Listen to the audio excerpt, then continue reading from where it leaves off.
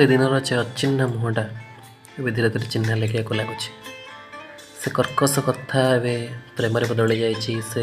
सन्देह चाणी ए प्रीति बदली जाइए। अच्छा छाड़ से कथा मु से चेहरा नुह जी सहजे मन रहा सहजे भूली हम मु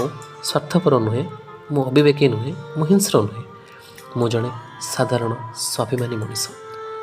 समय सह ताल दे चली पारुनी हुए ये तो मोर भूल